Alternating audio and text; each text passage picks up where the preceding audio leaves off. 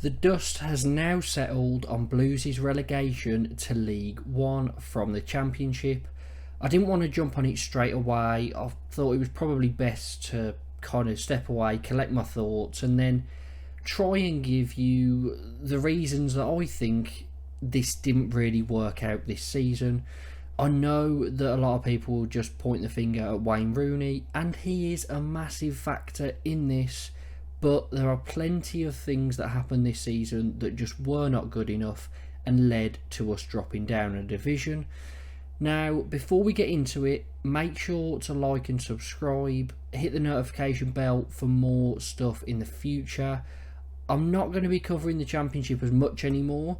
I don't know whether to cover League One or just specifically Blues, but it's going to be an interesting season. And I will at the end give my thoughts, my early thoughts on next season and how I think we will fare. But let's get into the first reason that I think we were relegated. And these are in no particular order. However, I'm going to start with this one because it's kind of the reason that we were relegated that we couldn't really control. It was something that just happened in the league, something that was a bit of a shock, and ultimately I think it's why the points total was so high. It was Sheffield Wednesday and QPR sacking Xisco Munoz and Gareth Ainsworth and bringing in Danny Roll and Marty Cifuentes. Now, they were both really struggling, both looked like they were going to get relegated, and if they had carried on that way, they probably would have went down and the points total would not have been so high. But because there were two successful manager changes within the bottom three, it meant that because they survived, they dragged so many teams down into that battle because they were coming from behind and they were winning games. That's a reason that I think we got relegated on 50 points, because if you look at previous seasons, 8 of the 9 prior seasons to this season, 50 points would have had you safe. There was only one season where 50 points wasn't enough. So that was very unfortunate.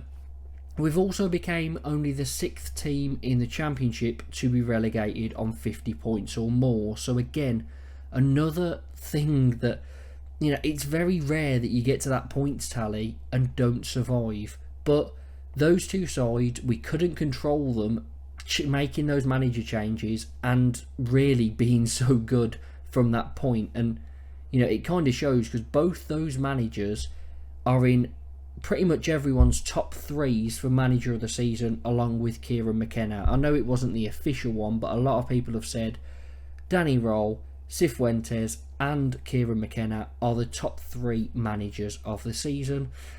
And that really was a big reason as to why we got relegated.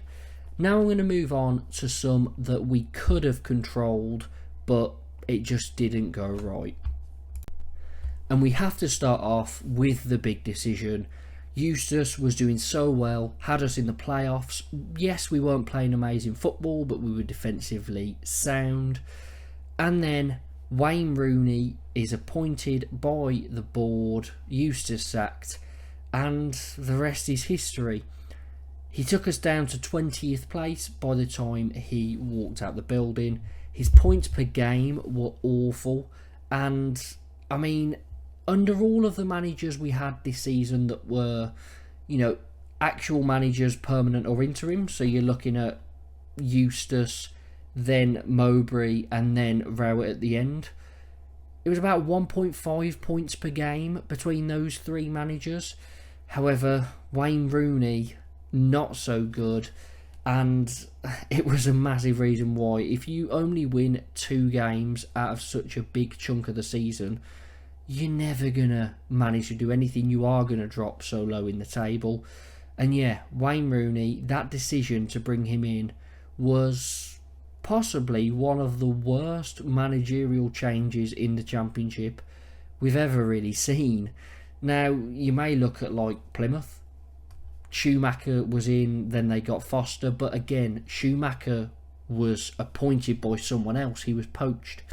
Eustace was sacked for a man with not a very good CV when it comes to management, and ultimately it really did not work out.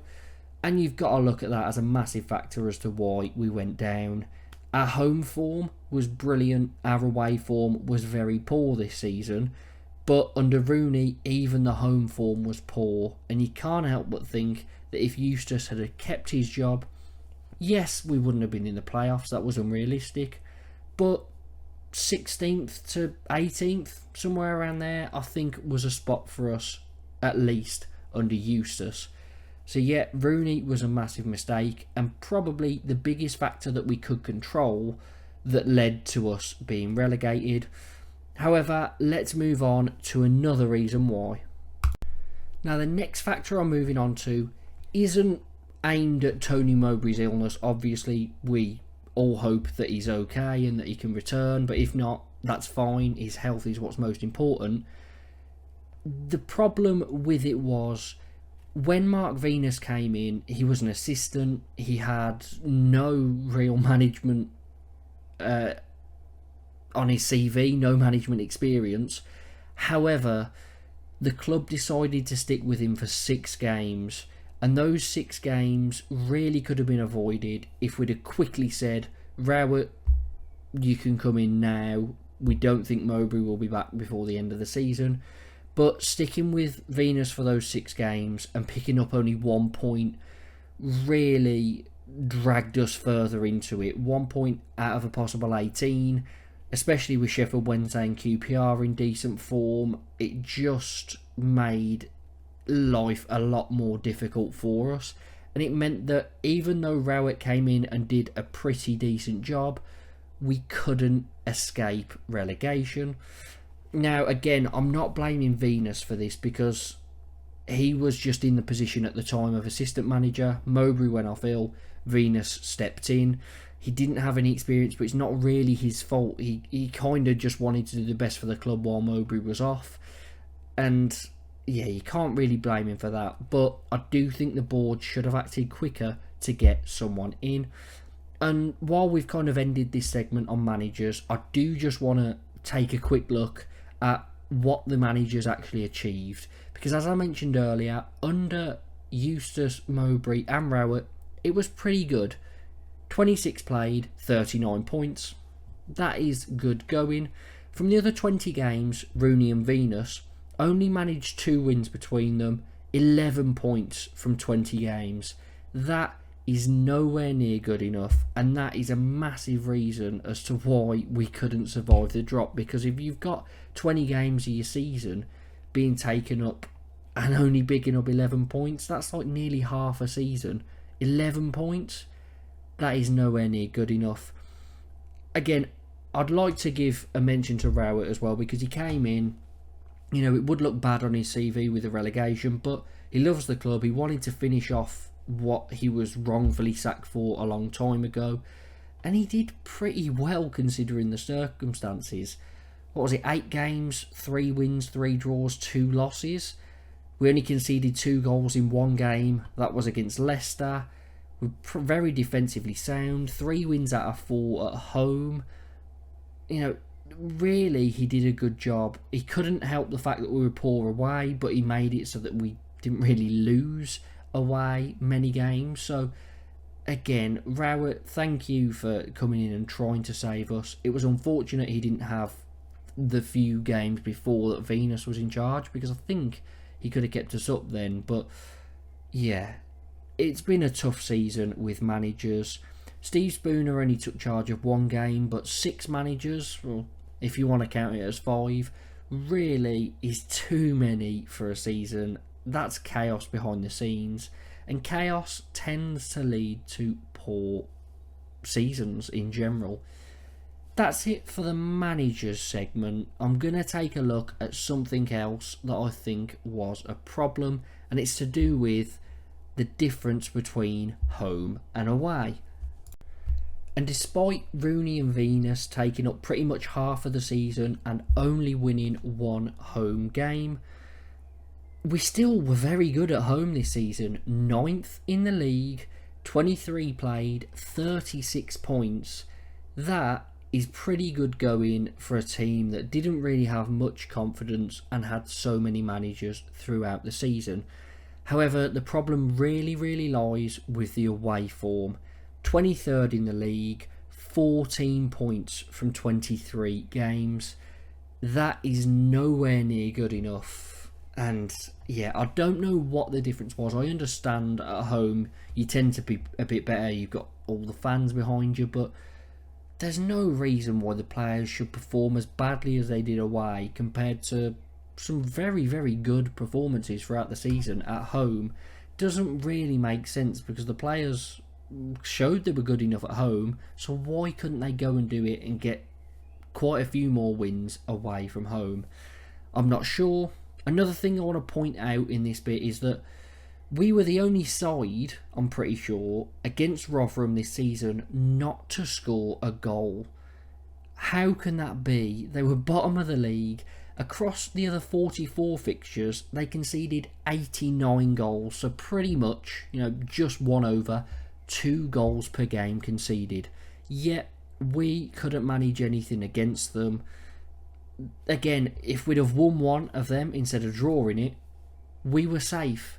So performances against Rotherham were really not good enough. 1 win and a draw against them rather than 2 draws would have kept us up. We just can't perform against teams that we need to break down. That's been a problem for a while, but when you look at a side as bad as Rotherham this season, there's not normally a side that pick up that little points, but we just couldn't manage it. So poor away form throughout the season, poor at breaking down some lower down teams. A massive problem for us. If you can't beat the teams around you and the teams above, at the top of the league, have a bit too much quality for you and you lose the odd game by a goal, you really are going to struggle. And the final 2 things I'm going to merge into one. Now I'm going to start off with recruitment. I think it's harsh to blame Craig Gardner for the summer recruitment. I think it was pretty good. I think we made some great signings and, good for this level, because as you could see, a lot of people around the Championship that look at the Championship were all saying Birmingham City have had a very good window. They fancy us to finish nowhere near the bottom, a top half finish or just mid-table, but no one expected us to finish where we were based on our summer recruitment, and that's because I do think we made some very astute signings. We did also make some poor signings looking at the likes of loan deals. Loan slots are very useful, but giving one of them to Oliver Burke, probably not a good signing at all, and it's a big reason why we didn't do much this season, because when you're filling up one of your potential spaces for a lot of top quality players and Ollie Burke's there, it's going to lead to problems. Now, Emmanuel Ivu was another. He was just a pretty poor defender. He had his moments where he looked good, but there was just something about him that didn't quite work out. Maybe he would have been a better defensive midfielder, not your last line of defence, but not a great one again. But you look at the likes of Stansfield, had a very good breakout season for the Championship. He was in League One last season, tore it up for Exeter. Very good job this season with limited service. You look at some of our defensive acquisitions. Bielik was a midfielder. When he came into centre-back, he was brilliant for us. Buchanan, again, made some brilliant saving challenges throughout the season, so many of them. Ethan Laird, I know a lot of people moan at him, but he, he's a Championship player, clearly.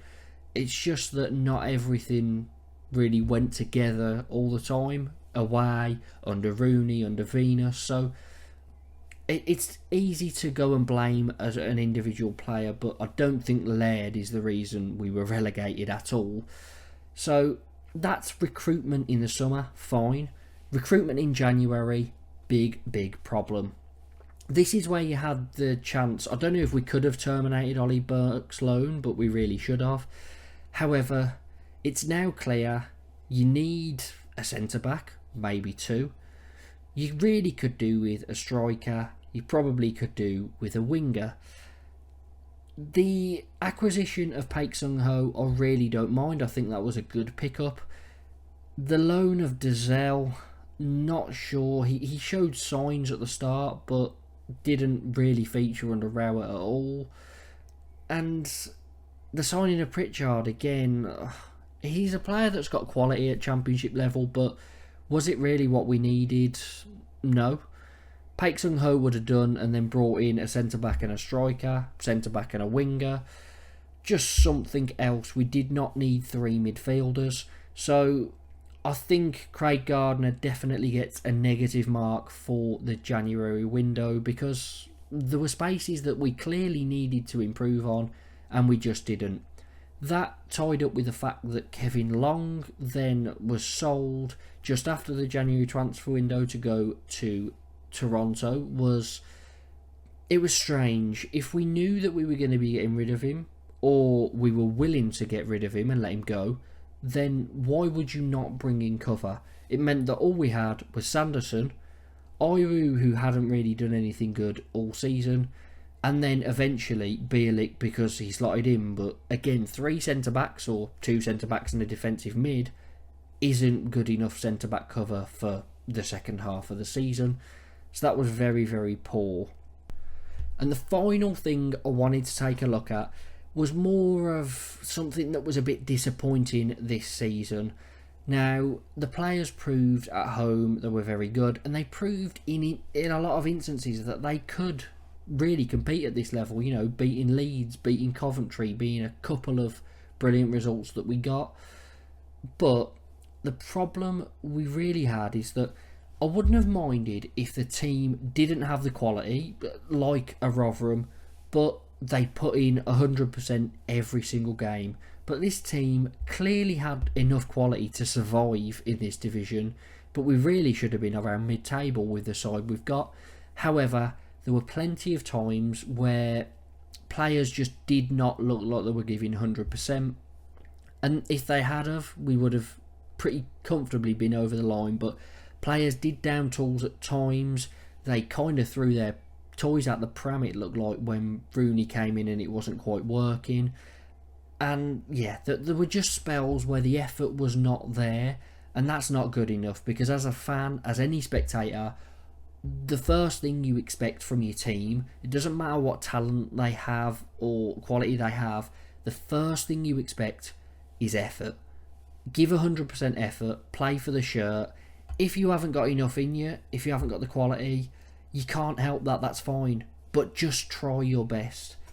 And that didn't happen. And I know that it's been mentioned in a lot of interviews when Rowett has been spoken to after games, and when Mowbray and Rooney were spoken to, maybe not Mowbray so much, but when Rooney was spoken to, he mentioned it as well, that some players weren't giving their full effort, and that was the reason for poor results. Now, again, I agree that players didn't put in the effort under Rowett on occasions, under Rooney on occasions. I don't think that's a reason for Rooney, because I think he was just a very poor manager and can't really do it at championship level. But again, the effort has to be there, and it wasn't always there. Those are the key reasons I think that we got relegated. Let me know down below if there's anything else you'd like to point out or anything I've missed. I am going to quickly take a look at what we can look at next season and how I think we'll fare. Not a prediction for where I think we'll be in the league, because it's too early and most players are going to be out of contract. There will be a completely new squad next season, but just want to look at what we can really do for next season. And a new season in League One with all those players out of contract will bring a lot of fresh faces. And I think that has to be key point number 1 for next season. The recruitment has to be spot on. Now, I think, I've seen a lot of stuff on social media, and I think it's lazy to look at other clubs that have went down and struggled.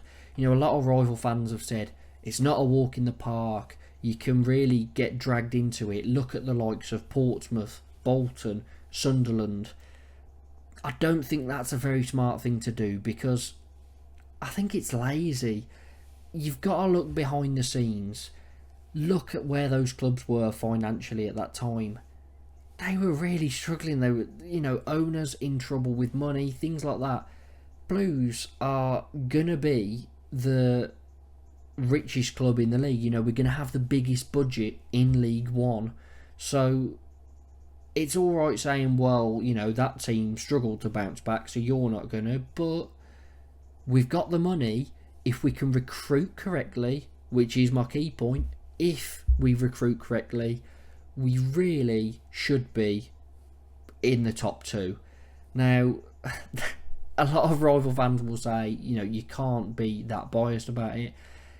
I just think if we can keep a few players, or even if we can't, the amount of money we can spend, and yes, it might take some time to gel, but really, in League One, we should be able to bounce back at the first time of asking. If we finish any lower than top 6, I will be massively surprised, but top 2 has got to be the aim.